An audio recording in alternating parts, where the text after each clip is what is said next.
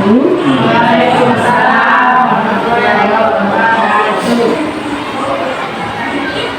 Alhamdulillah, bagaimana kabarnya Bapak dan Ibu guru? Baik, Guru. Pertama-tama saya mengucapkan terima kasih kepada Bapak Kepala Sekolah SMP Negeri 3 Baholobi 1 Angkat karena telah memfasilitasi kegiatan hari ini, yaitu berbagi praktik baik implementasi 7 jurus BK hebat. Jadi Bapak dan Ibu guru, saya mengucapkan banyak terima kasih kepada Bapak dan Ibu guru karena telah bersedia mengikuti kegiatan saya pada hari ini. Jadi sebelumnya saya izin pada kesempatan ini bukannya saya menggurui Bapak dan Ibu guru, namun ini adalah sebagai tugas dari kegiatan pelatihan kemarin yang dilakukan oleh PGTK Sulawesi Tengah, yaitu pelatihan calon fasilitator daerah untuk meningkatkan kompetensi guru bimbingan dan konseling. Baik, terkait dengan hari ini, tentunya Bapak dan Ibu guru bertanya-tanya kenapa jurus BK hebat ini harus diibaskan kepada Bapak dan Ibu guru. Jadi ini adalah dasar hukum terkait dengan esensi layanan bimbingan dan konseling pada pendidikan formal, di mana tugas membimbing itu bukan hanya tugasnya guru BK, tapi tugas semua guru-guru yang ada di sekolah. Jadi kemarin sudah dibentuk guru wali. Jadi di sini adalah dasar hukum Peraturan Menteri Pendidikan Dasar dan Menengah Nomor 11 Tahun 2025 tentang pengumuman beban kerja guru. Peraturan ini menegaskan bahwa semua guru wajib menjadi pembimbing yang selanjutnya disebut sebagai guru wali. Tugas guru wali adalah memberikan pendampingan akademik, pengembangan karakter, serta keterampilan sosial emosional murid secara berkelanjutan hingga akhir masa belajar. Guru wali diposisikan tidak berdiri sendiri, melainkan berkolaborasi dengan guru BK dan wali kelas dan memastikan kesejahteraan murid, termasuk dalam pencegahan dan penanganan isu-isu seperti perundungan dan kekerasan. Jadi seperti itu. Terus tentunya juga kenapa harus 7 jurus BK hebat? Kenapa bukan 8? Kenapa harus memakai jurus? Jadi jurus ini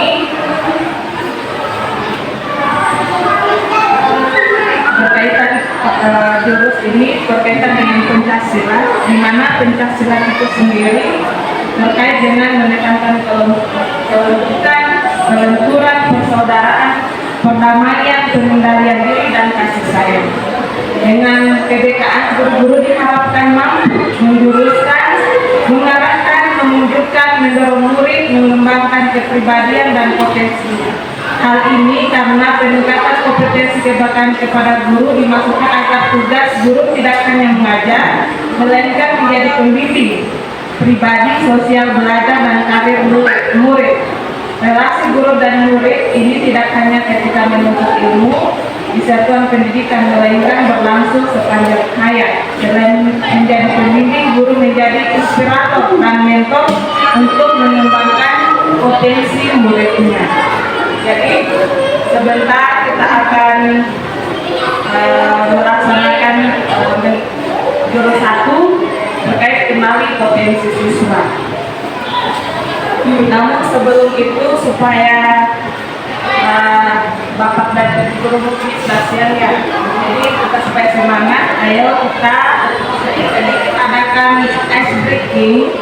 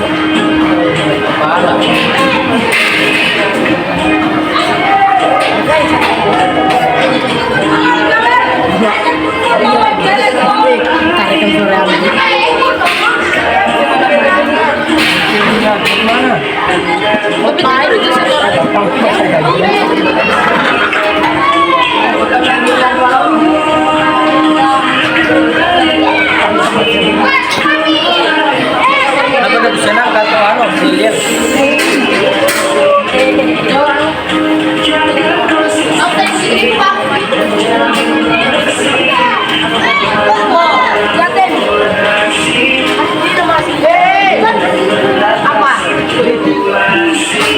So masuk bisa kak?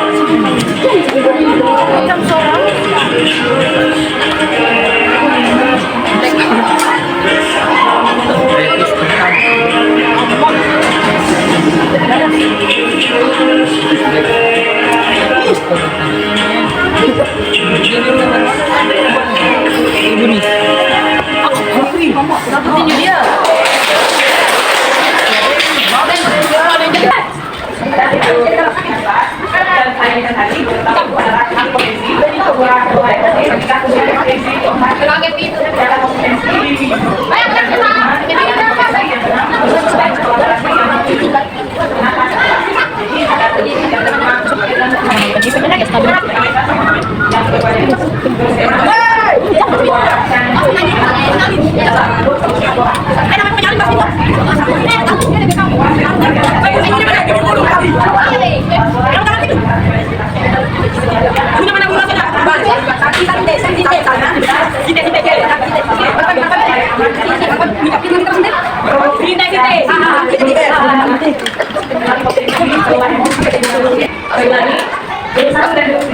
Itu untuk kita berikan secara visual.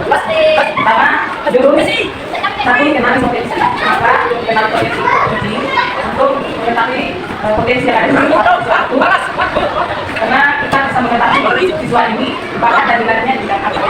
Jika dalam pembelajaran biasanya itu kalau kenali potensi itu ada apa kita tapi itu interpretasi berjumlah juga banyak belajar yang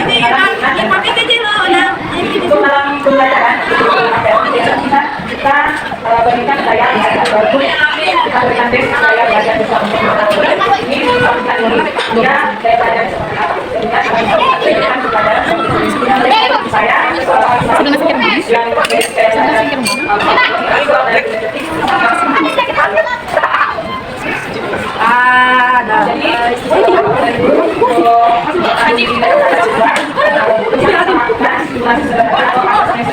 melalui aplikasi kita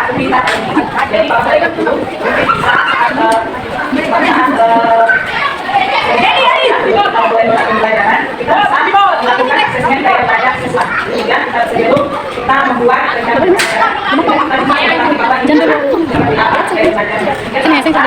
strategi pembelajaran seperti apa. Jadi kalau kita dari HP ya bisa kita lihat kita simulasi sebentar dengan aplikasi kita lagi untuk bisa kita terapkan kepada siswa untuk mengetahui daya belajar. Jadi gunakan di kalian Google. Kita tulis saja kita lagi.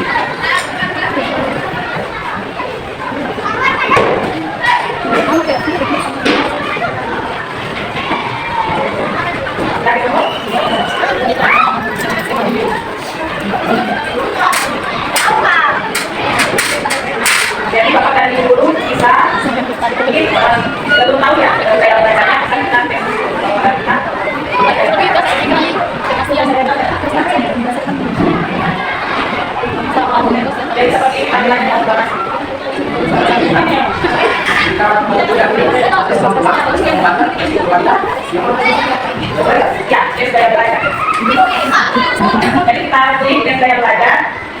selanjutnya kita beri lagi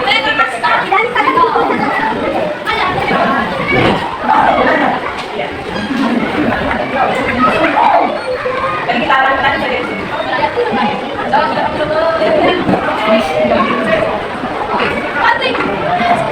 Aku minta ini. Oke, tahan dulu.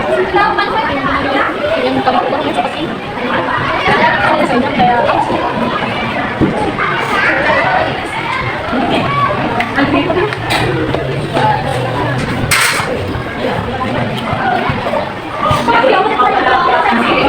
Biasanya kayak supaya saat kami bersama dengan bisa dipakai dari mana? tapi ini bisa dapat pakai.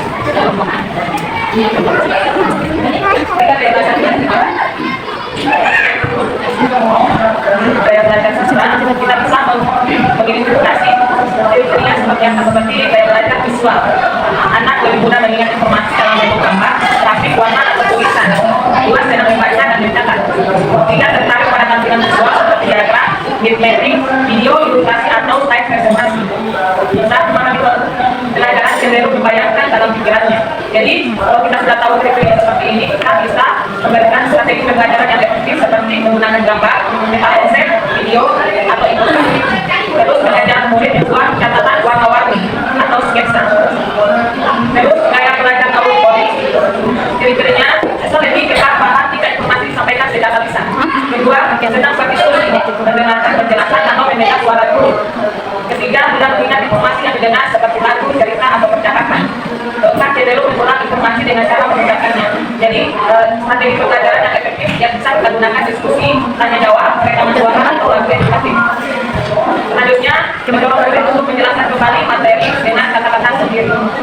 Selanjutnya, tiga, gaya belajar dengan kriterianya, yaitu belajar lebih efektif dengan menyentuh, bergerak, atau melakukan langsung. Kedua, sudah praktek, eksperimen, atau aktivitas fisik. Terus, mudah bosan jika hanya duduk diam terlalu lama. Keempat, sering menggunakan gerakan tangan saat berbicara atau belajar. Jadi, strategi pembelajaran yang bisa kita berikan kepada siswa yang memiliki gaya belajar belajarnya, yaitu menggunakan permainan edukatif atau simulasi, eksperimen, atau bermain peran. Terus, ada aktivitas fisik dalam pembelajaran seperti berdiri saat menjawab atau berjalan antar kelompok. Jadi, biasa dalam kelas kita mendapatkan siswa yang kalau dalam belajar tidak bisa diam. Dengan kita mengenali gaya belajarnya ini, kita bisa pahami, oh bahwa siswa ini ternyata gaya belajarnya dia tidak jadi dalam pembelajaran itu bisa kita lakukan pembelajaran lebih berlisensi dengan menerapkan beberapa ini strategi belajar ini. Mungkin bapak tadi itu sudah memiliki bayangan yang bisa kita terapkan ketika siswa kita sudah mengetahui tiga gaya belajar siswa ini. Jadi tadi sudah lihat sudah selesai kita yang punya sederhana, yang punya kinesis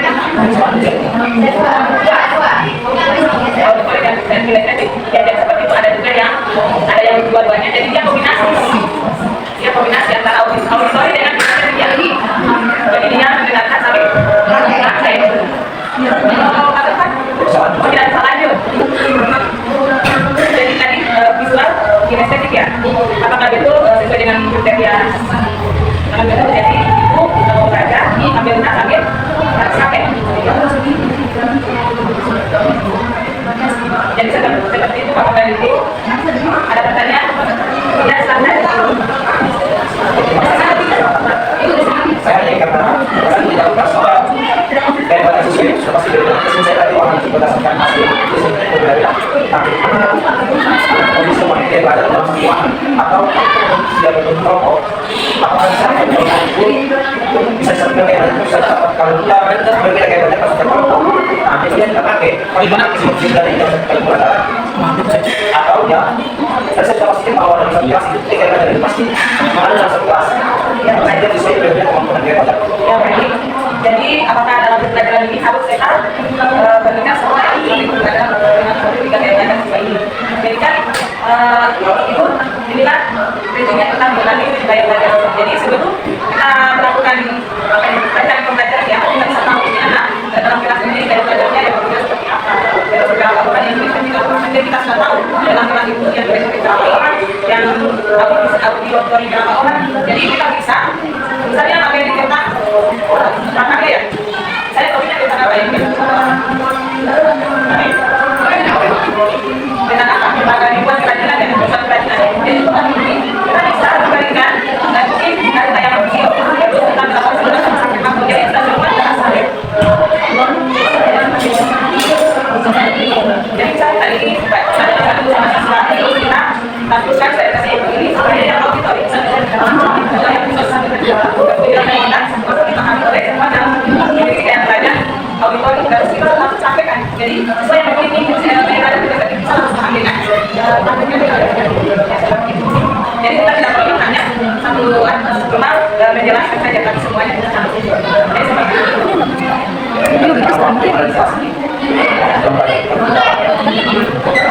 Memang siswa ya, memang susah kan sudah maksimal. Ada yang masalah. Ya, jadi selain tiga yang telah kali nikah, ada juga nanti tes kelompok. Di sini kita bisa lihat ini siswa lihat certasnya di mana. Ini ada cerdas kembang logistik, cerdas kondisi matematik, cerdas profesional, cerdas dan cerdas siswa spasial. Jadi kemarin saya sudah memberikan presentasi pada kelas 9 terkait dengan mengenali kecerdasan dan kecerdasan anak pada dirinya. Jadi hasil dari implementasi kemarin bahwa kelas 9A itu memiliki kecenderungan cerdas IoT. Jadi dengan memahami siswa mayoritas siswa dalam kelas mereka memiliki cerdas profesional, kita bisa memberikan semacam catatan-catatan untuk membuat refleksi seperti itu. Jadi saya kira untuk kenali potensi jurusan itu sudah selesai dan kita sudah bahas tentang asesmen daya belajar kepada siswa. Mudah-mudahan Bapak dan Ibu bisa menerapkan asesmen ini sebelum memulai pembelajaran supaya kita mengetahui gaya belajar siswa itu. Selanjutnya adalah turunan resiliensi atau terus ketiga resiliensi. Jadi resiliensi itu adalah daya lebih. Karena terus ini guru mampu membantu murid membentuk problem yang menggunakan resiliensi sehingga mereka berkembang pada aspek ini pribadi sosial dan lainnya.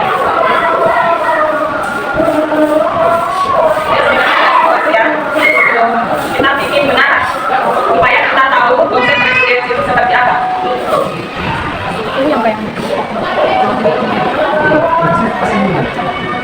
Jadi Bapak dan Ibu guru saya minta bikin kelompok mungkin sampai sini sama di kelas setelah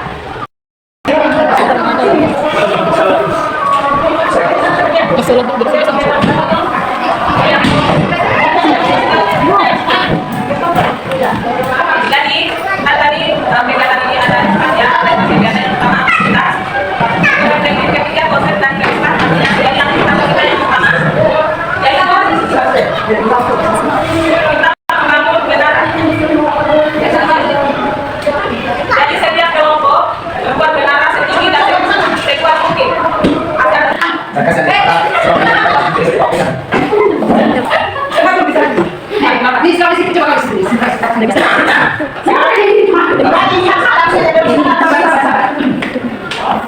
yang ini katakan saya memberitahu.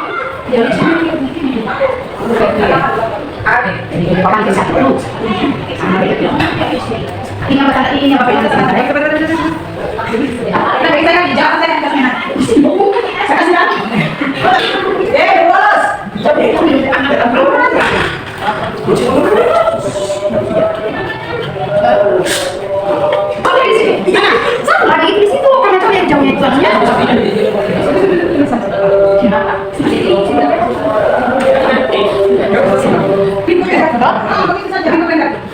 ya, di sini Pak, di mana? Pak. Kamu bayar di situ di mana? Jadi kan dengan kalian goyang atau berkendorong, bagaimana perasaan kalian dan apa reaksi pertama yang muncul dalam diri atau kelompok? Apakah ada frustrasi, putus asa, ingin menyalahkan atau justru semangat untuk segera mencapai? Ceritakan bagaimana emosi-emosi ini berpengaruh di langkah selanjutnya. Itu di kelompok reaksi kami yang pertama ya Nah, bisa buatnya yang kita perkirakan akan berlangsung sesuai rencana. Tetapi ya, selanjutnya kita mengumumkan dengan proses dari bahwa yang berbicara susun tadi itu akan ada lagi bahkan hasilnya akan lebih baik.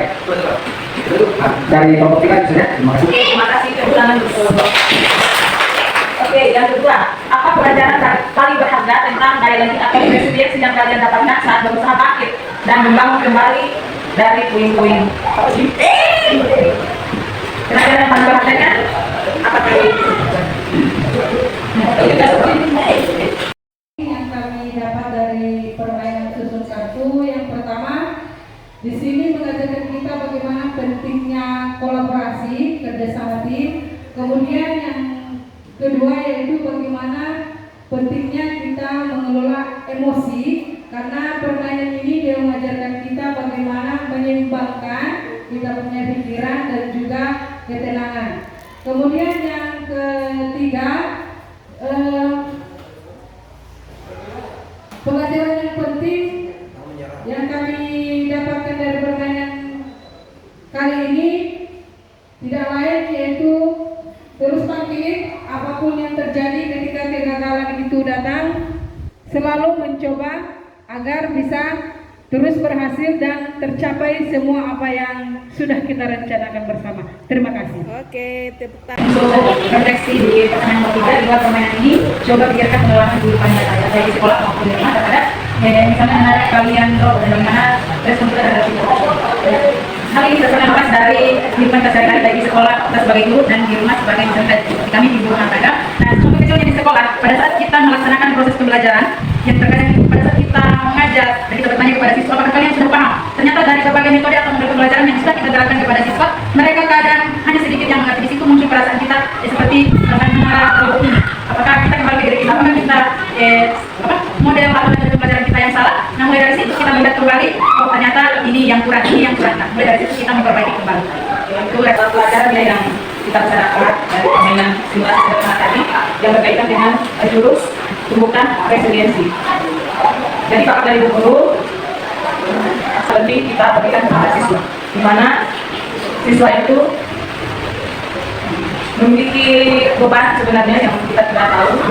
Jadi dengan memahami konsep resiliensi ini kita bisa memahami siswa lebih jauh lagi. Di mana kalau ada siswa yang mengalami kegagalan, kita bisa memberikan kata-kata motivasi supaya mereka bisa menemukan kembali semangatnya untuk melanjutkan kehidupannya. Jadi selanjutnya, resiliensi itu adalah kemampuan seseorang untuk bangkit kembali dan pulih dari kesulitan, stres atau trauma yang dialami dalam hidup. Ini adalah kemampuan untuk beradaptasi, bertahan, dan bahkan tumbuh lebih kuat setelah menghadapi tantangan atau kegagalan. Jadi seberapa berat permasalahan yang kita hadapi, jangan berlarut-larut, kita harus lebih kuat lagi dan lebih kuat lagi supaya apa yang kita inginkan dapat tercapai, seperti yang disampaikan oleh Ibu Nismawati tadi. Jadi mengapa penting daya lenting kita berikan kepada siswa? Jadi terkait bagaimana kasus yang terjadi di kalangan siswa, baik itu di internet, mudah-mudahan di sekolahnya kita ini tidak terjadi ya. Jadi ada beberapa siswa tertahan dibully sebagai anak yatim, siswa SD bunuh diri. Terus dari WD tak punya ayah, anak SD di Banyuwangi tewas gantung diri. Siswa SMP bunuh diri saat HP disita karena kurangnya resiliensi pada siswa. Akhirnya seperti ini, dan sebagai guru supaya hal seperti ini tidak terjadi, kita harus bisa menumbuhkan resiliensi atau daya lenting kepada siswa. Jadi ada beberapa cara yang harus kita lakukan untuk menumbuhkan resiliensi kepada siswa, yaitu dengan pola pikir bertumbuh atau growth mindset. Jadi ada dua kriteria di sini, ada fixed mindset dan growth mindset. Fixed mindset itu adalah pola pikir tetap. Kalau orang yang memiliki fixed mindset, yang mana kesuksesan itu saya bisa sukses tidak mendapatkan. Terus kalau yang memiliki pola pikir bertumbuh, saya bisa sukses dengan berusaha. Terus kegagalan, orang yang memiliki fixed mindset, saya menyerah. Terus kalau yang growth mindset, saya akan coba lagi. Terus kesulitan, kalau yang fixed mindset saya tidak bisa, kalau growth mindset itu saya baru bisa. Jadi seperti ini kata-katanya yang bisa kita kasih sama siswa.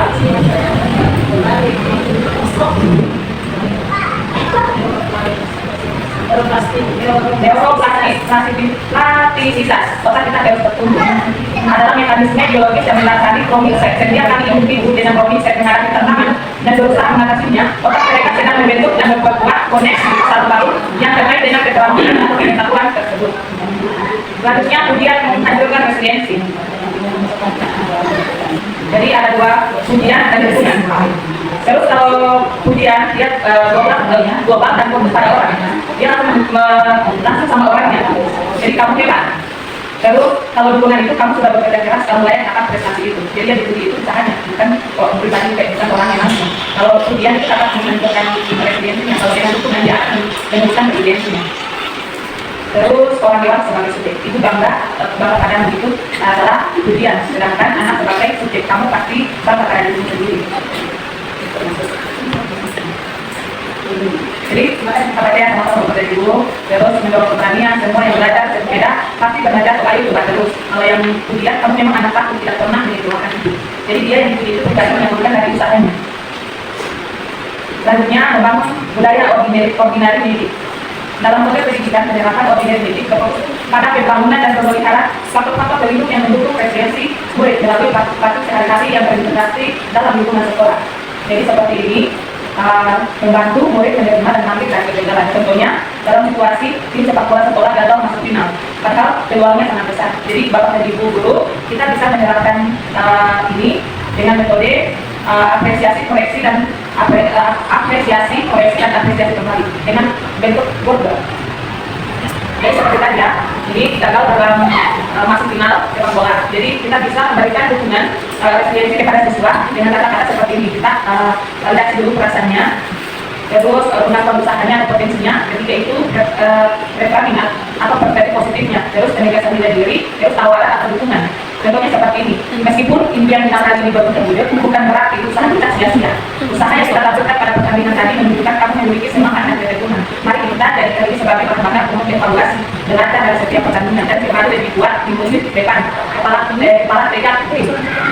Jadi saat ada gagal kita tidak langsung menjas kamu bodoh atau nakal ya. Jadi kata-kata yang seperti itu jangan langsung kita berikan kepada siswa, tapi kita bisa menumbuhkan dukungan kepada siswa supaya dia bisa belajar dari kegagalan yang telah dia alami. Seperti tadi dengan metode Berger, yaitu apresiasi koreksi dan apresiasi kembali usahanya. Jadi seperti mungkin siswa yang sering terlambat. Jadi dengan metode Berger diawali apresiasi, apakah apresiasi kamu sudah menggerakkan upaya terbaik. Lalu sebenarnya bagaimana kamu bisa mengurangi waktu nonton dan mengalokasikan lebih banyak waktu untuk latihan atau datang cepat waktu di sekolah. Selanjutnya, bahwa bapak ibu percaya kami bisa. Jadi kita tidak langsung, kita mau terlambat, tidak langsung seperti itu. Jadi kita jadi itu kalau sudah berulang kali terlambat, kalau sudah berulang kali, kita melihat juga. Itu nanti kita bahas di bagian bangun kolaborasi. Jadi ini kita belajar dulu menentukan resiliensi kepada siswa. Jadi kalau misalnya kita terkait dengan kenal potensi tadi dengan tumbuhkan resiliensi ini semua saling mengkaitkan. Seperti itu. Sebenarnya ada juga kelola emosi, tapi nanti kita bahas di pertemuan selanjutnya. Lembut dan kayak enfield. Ini bisa kita terapkan di lingkungan identitas. Tegas tidak terbuat modelnya atau posisinya orang tua subjek, anak objek, asalnya orang tua dengan anak harus. Berarti di sini orang tua tegas, tapi tidak lembut. Jadi anak orang tua memang anaknya salah. Selanjutnya tegas lembut. Di mana orang tua dan anak sama-sama subjek. Jadi hasilnya orang tua dengan anak memang jadi sama-sama tidak memiliki dari kedua tidak tegas, tidak lembut. Orang tua dan anak jadi objek. Orang tua dan anak sama-sama salah. Selanjutnya tidak tegas tapi lembut. Orang tua objek akan jadi subjek, orang tua salah, anak akan menang. Jadi kalau saya kita tidak tegas atau lembut, anak yang akan menang. Dia akan menguasai kita. Jadi harus tegas dan lembut supaya kita anak dan orang tua bisa sama-sama menang. Oke. Untuk konsep dari tumbuhan resiliensi sudah selesai. Selanjutnya kita akan melakukan praktik menguatkan murid yang mengalami kegagalan. Baik bapak dan ibu sudah melaksanakan ini ya, tapi mungkin supaya lebih apa ya?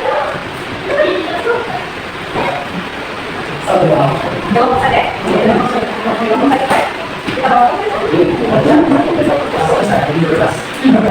Menemukan siswa yang gagal dalam menilai prestasi mungkin atau nilainya rendah, kita berikan supaya bagaimana caranya kita sebagai guru membantu murid menerima dan bangkit dari kegagalan itu. Cek. Baik Pak, terima kasih. Kita coba mengucapkan atau apresiasi atau koreksi dari hasil diskusi kelompok kami. Di sini persoalannya adalah siswa yang tidak mengerjakan tugas. Yang pertama, mereka rasa empati menanyakan bahwa kenapa anak tersebut tidak mengerjakan tugas. Setelah mengetahui hal apa yang membuat anak tersebut tidak mengerjakan tugas, ternyata anak tersebut dalam kesehariannya pada saat pulang sekolah membantu orang tua di rumah sehingga mengalami kecapean dan malamnya tidak bisa mengerjakan tugas. Kemudian kami memberikan motivasi terhadap tindakan dokter bahwa apa yang melakukan membantu orang tua itu adalah hal yang baik, namun seharusnya atau sebaiknya dua hal yang harus kamu lakukan. Kamu juga bisa mengerjakan tugas yang membantu waktu, membantu orang tua dan malamnya mengerjakan tugas yang diberikan oleh guru di sekolah. Kemudian motivasi terakhir, kamu bisa kok mengerjakan tugas tersebut ketika kamu bagi waktunya. Bapak guru dan ibu guru yakin bahwa kamu pasti bisa. Jika kamu berusaha membagi waktu antara membantu orang tua dan mengerjakan tugas. Saya kira itu saja bisa kami sampaikan. Kurang lebih kita mohon maaf. Assalamualaikum warahmatullahi wabarakatuh. Oke, selanjutnya dari Baiklah, terima kasih atas kesempatan yang diberikan kepada kami kelompok 2. Dalam kasus menguatkan murid yang mengalami kegagalan, kami mengambil contoh studi kasus siswa yang tidak naik kelas karena belum lancar membaca. Pada kasus ini, kelompok kami sudah memberikan saran atau masukan terkait empati atau perasaan. Bagaimana kami melakukan pendekatan dengan memberikan kata-kata, kamu tahu ini bukan hal yang mudah dan kami memahami perasaanmu. Kami mencoba untuk memahami perasaan peserta didik yang belum terlalu lancar membaca dikarenakan mungkin masih keterbatasan dalam pengalaman guru. Kemudian kami mencoba mengakui usaha dari peserta didik itu dengan memberikan mereka kata-kata positif seperti kami juga sedang melihat usaha yang kamu tunjukkan dengan terus membaca buku bacaanmu selama ini dan itu bagus kami apresiasi. Di sini kami coba mengapresiasi bagaimana usaha dari siswa itu untuk belajar diri dalam hal memperkuat atau memperkenalkan lagi bagaimana dia lebih lancar lebih tahu dalam membaca. Kemudian yang ketiga, perspektif positif yang kami ambil, meskipun tahu kamu belum berhasil untuk naik kelas, ini bukan akhir tapi justru kesempatan untuk memperkuat kesempatan membacamu.